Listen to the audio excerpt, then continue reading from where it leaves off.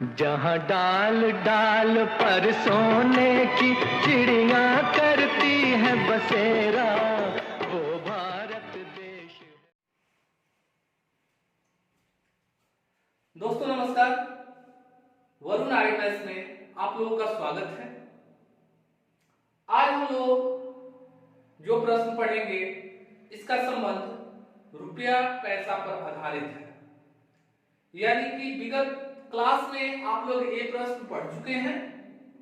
थोड़ा बहुत अंतर होगा क्वेश्चन पूछने के तरीके में, लेकिन फिर भी इसका कोई मायने भी नहीं है ज्यादा, वो हम समझा देंगे, आपको समझ में आ जाएगा।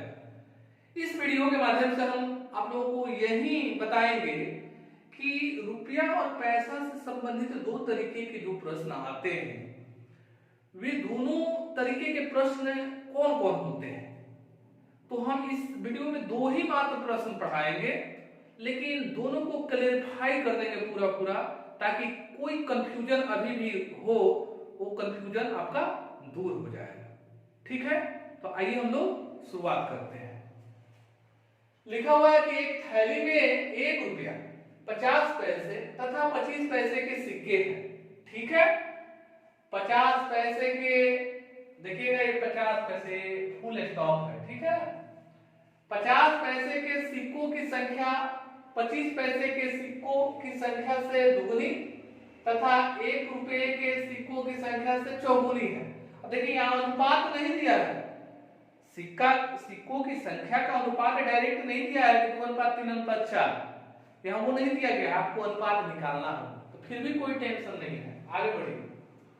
इन सिक्कों का कुल मूल्य 56 रुपया है, मूल्य दिया है 56 रुपये। ठीक है, 50 पैसे के सिक्कों की संख्या कितनी है और 50 पैसा का सिक्का का संख्या पूछ रहा है हमसे, तो फिर भी कोई बात नहीं, आइए देखते हैं।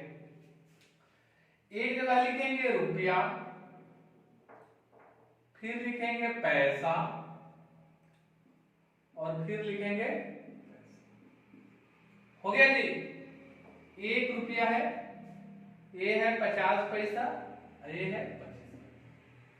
अब ध्यान दीजिएगा कि सिक्का का संख्या का अनुपात दिया नहीं है, हम लोग को बनाना है, बना लेते हैं। लिखा है कि 25 पैसे कहां, 50 पैसे के सिक्कों की संख्या 25 पैसे के सिक्कों की संख्या से दुगनी है। ठीक है, 25 पैसे क्या लिखा है, 50 पैसे के सिक्कों की संख्या 25 पैसे के संख्या पैसे के संख्या सिक्कों की संख्या की एक मिनट, 50 पैसे के सिक्कों की संख्या 25 पैसे के सिक्कों की संख्या से दुगनी है। ठीक है जी, 25 पैसा से दुगना है 50 पैसा, तो मान लेते हैं इसको 1, तो इसको 2 मान लेंगे। सिक्कों की संख्या से दुगनी है तथा 1 रुपये के सिक्कों की संख्या से चौगुनी है। अच्छा जी, 50 पैसा का जो है ना 1 रुपया से 4 गुना है, तो भाई बट्टा बट्टा वाला मामला आ जाएगा यार। तो फिर ऐसे हम सिर्फ नहीं करेंगे, फिर से हम स्ट्रेटेजी अपना बदलेंगे। हम बट्टा के रूप में लिखना ही नहीं चाहते, हम 1 रुपया से शुरू करते हैं।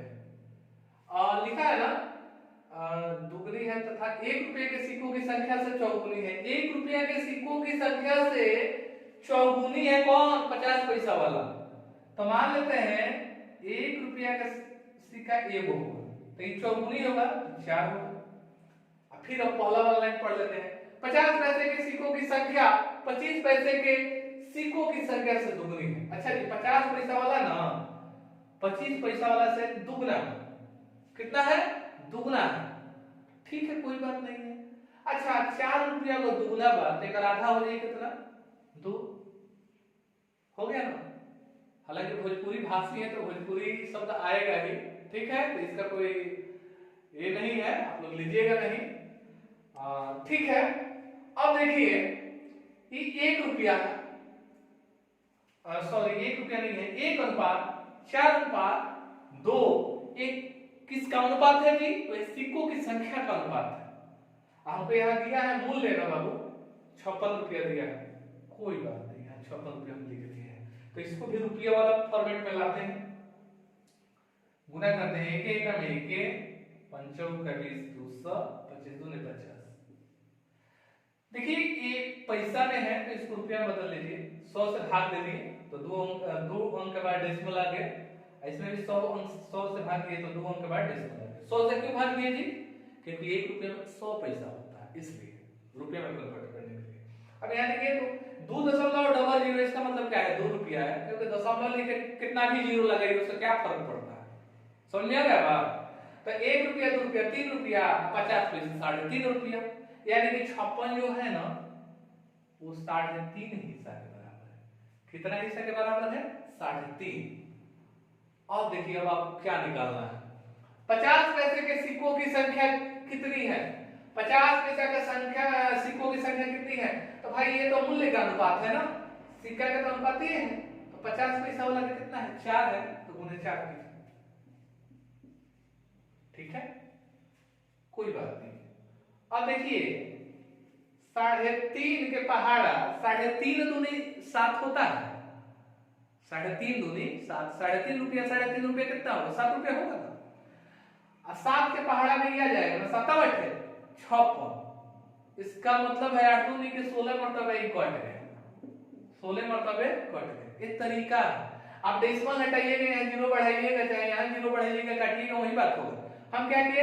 3.5 दूनी 7 होता है, 7 सीधा कर लिए और 7 बटे 56 8, यानी कि इसको दुगना किए थे तो 8 को दुगना करेंगे तो 16 कट गया और 64, यानी कितना सिक्का होगा जी? 50 पैसा का 64 को होगा। ये आपका आंसर हो गया, ये आपका आंसर हो गया। और जहां गलती से आप लगाते यहाँ पर गुना करते 2 से,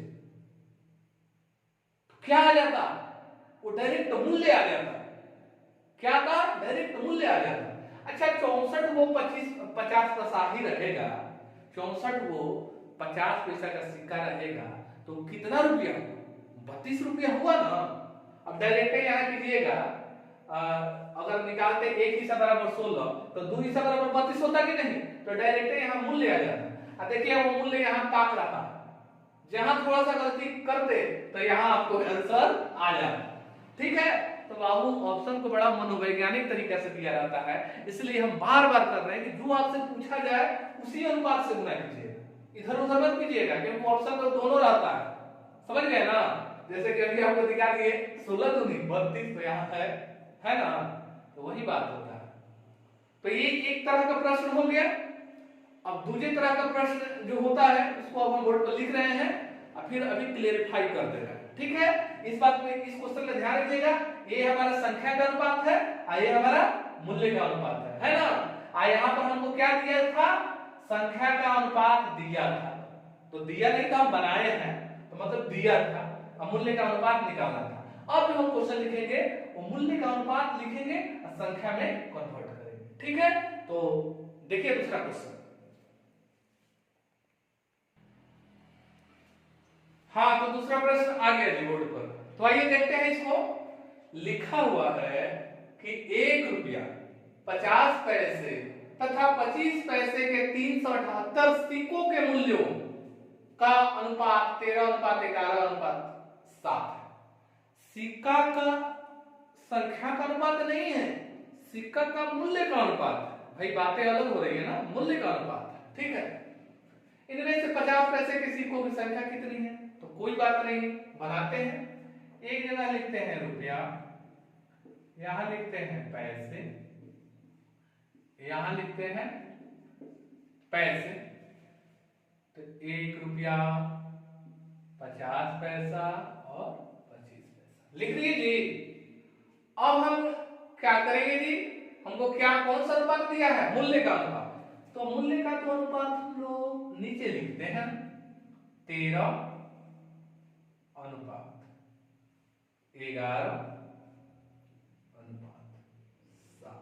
यही ना। अब हमको क्वेश्चन में क्या दिया हुआ है? 378 सिक्का दिया है ना, यानी यहाँ 378 लिख दिए। ये सिक्का है, याद रहे, सिक्का का तुलना सिक्का से होगा। ठीक है, यहाँ मूल्य का अनुपात दिया है। अच्छा जी, मान लेते हैं 13 रुपया है, 11 रुपया है, 7 रुपया है। 13 रुपया जो है 21 सिक्का के रूप में प्राप्त है 1 रुपया का, तो 13 रुपया है और टोटल सब एक एक रुपया का सिक्का है, तो कितना सिक्का होगा? 13 को होगा ना, तो यहाँ 13 लिखेंगे। बातें समझ में आ रही है? हाई और बटे 50 पैसा का सिक्का है, ये वाला 50 पैसा का सिक्का है, तो 11 रुपया है। किस सिक्का में कन्वर्ट है? 50 पैसा का, तो कितना सिक्का होगा? 11 दूनी 22 सिक्का हो जाएगा। ये कितना सिक्का होगा जी? 22 सिक्का हो जाएगा। 7 रुपया है, तो 1 रुपया में कितना 25 पैसा ही बनेगा, यानी 1 रुपया में 4 आना कितना बनेगा? तो 1 रुपया में 4 चवन्नी होता है, चवन्नी बोलते हैं, तो 1 रुपया में 4 चवन्नी होता है, तो 7 चौक 28, यानी 28 में सिक्का बन जाएगा 25 पैसा वाला। बात समझ रहे हैं? ये 13 बना, ये 22 बना, ऐसा 28। ठीक है, 4 से इसमें काहे गुणेंगे? क्योंकि 1 रुपये में 4 चौरन्नी होता है, तो ऐसे भी 7 चौक 28, 1 रुपये में 2 अट्ठानी होता है, तो 11 दूनी 22। ठीक है, अब देखिए जी, ये तो हमारा मूल्य का अनुपात है, ये हमारा सिक्कों की अनुपात है, सिक्कों की संख्या का अनुपात है। यहाँ हमें क्या प्राप्त है? सिक्कों की संख्या, यानी कि इससे तुलना को करना है। ठीक है, तो जोड़ लीजिए, ये 13 हिस्सा, 22 हिस्सा, 28 हिस्सा, तो 8 2 10, 10 से 3, 13 के 3, 2 2 4, 1 5, 1 6। अब यहाँ से एक हिस्सा का मान आएगा, निकाल लेते हैं पहले एक हिस्सा का मान, 63। देखिएगा 63 है, 10 से गुना करेंगे तो 630 आएगा, यानी 378 से ज्यादा आएगा। कोई बात नहीं, इसका मतलब यह है कि ये पूरा पूरा किसी अंक से कटेगा। हम ट्राई मारेंगे किसमें किस अंक से गुना करेंगे। यहाँ 8 आए, क्या जी? 5 3 15, 36 18, हाँ 36 18, 4 36 37। हाँ जी, ये तो 6 मरतबे कट गया, 6 बार में कट गया ना। अब क्या निकालना है? आइए, इनमें से 50 पैसे के सिक्कों की संख्या कितनी है? 50 पैसा का सिक्का का संख्या निकालना है, मूल्य ना सिक्का की संख्या। तो भाई सिक्का का संख्या 22 है ना, तो 22 से गुना कर दीजिए। ठीक है, कर दिए। 6 दूनी के 12, 6 दूनी के 12, 13, 132 हो गया। ठीक है, कितना हो गया? 132 हो गया। 132 कहाँ है? तो ये आपका गलती से आप 11 से भी गुना कर सकते थे, लेकिन 11 से गुना कीजिएगा तो डायरेक्ट मूल्य आ जाएगा, डायरेक्ट मूल्य आ जाएगा। जैसे कि 132 वो है 50 पैसा का सिक्का, तो उसको रुपया में बदलेंगे तो कितना हो जाएगा? 64 64 2 चौक 8 नहीं, 2 छक्के 12, 2 छक्के 12, 2 छक्के 12, 66 हो जाएगा। कितना हो जाएगा? 66 रुपया हो जाएगा। यहाँ डायरेक्ट गुना कीजिएगा तो 66 हो जाएगा। एक हिस्सा बराबर 6 होता है, 11 हिस्सा बराबर 66, यानी 66 रुपया डायरेक्ट ही आ जाएगा। तो क्वेश्चन पर डिपेंड कर रहा है कि पूछ क्या रहा है। आप यहाँ ध्यान दीजिएगा कि ये मूल्य का अनुपात है, सिक्का का अनुपात है, सिक्का का अनुपात है तो इससे गुना, मूल्य का अगर मूल्य पूछता तो इससे गुना करते। ठीक है, तो मुझे लगता है कि आप लोग दोनों क्वेश्चन के बीच जो डिफरेंस था, डिफरेंस समझ गए होंगे। और ये अंतिम वीडियो है अनुपात और समानुपात का। ठीक है, अगर मुझे उचित लगेगा और भी प्रश्न मिलेंगे इधर उधर से किसी सेट से, तो फिर हम एडजस्ट करेंगे, कोई बात नहीं। लेकिन ये मानकर चलिए कि आपका अनुपात और समानुपात चैप्टर समाप्त हो गया। ऐसे बहुत सारे हम क्वेश्चन पढ़ा चुके हैं, तो अब किसी तरह के क्वेश्चन आएंगे तो आपसे छूटेंगे नहीं, इतना तो मुझे विश्वास हो रहा है, अगर बढ़िया से पढ़ लिए हैं तो। अब वीडियो चूंकि ऑनलाइन प्लेटफॉर्म पर है, इसलिए कई बार आप चला के देखिए, कोई दिक्कत नहीं है। ठीक है, इसका कोई चार्ज भी नहीं लग रहा है ना। बढ़िया से देखिए, अगर आपको अच्छा से समझ में आ रहा है तो अपने दोस्तों को भी शेयर कीजिए।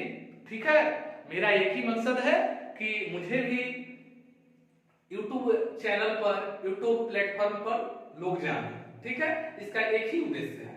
तो अधिक से अधिक आप सब्सक्राइबर बढ़ाइए, और मैं तो यहाँ तैयार हूँ आपकी सेवा में, और जो भी दिक्कतें आएंगी फिर हम बताते चलेंगे। और फिर अगले एपिसोड में अगला नया चैप्टर के साथ आएंगे। और बिल्कुल ये मान के चलिएगा कि बिना सूत्र के माध्यम से आपको हम बता रहे हैं कि पूरा कोशिश करेंगे। मतलब ये मान लीजिए कि 99% क्वेश्चन को तो बिना सूत्र के माध्यम से हम बताएंगे। 1% हो सकता है कि कहीं मुझे यूज करना पड़ जाए, लेकिन 99% मुझ पर भरोसा रखिए, कि बिना सूत्र के हम बता देंगे कोई भी क्वेश्चन, ठीक है। लेकिन 1% तो रखना ही पड़ेगा, हो सकता है कि कहीं इस्तेमाल करना पड़ जाए हमें, है कि नहीं। लेकिन पूरी ट्रिकी मेथड से आपको हम समझाएंगे, इसलिए इत्मीनान से वीडियो को देखते रहिए, प्रत्येक वीडियो को इत्मीनान से पढ़िए। आप इससे संबंधित जो भी प्रश्न है आपके बुक्स में बनाइए, ठीक है, आपके प्रश्न बनेंगे, ठीक है। इसके साथ वीडियो यहीं समाप्त होती है, ठीक है। नमस्कार।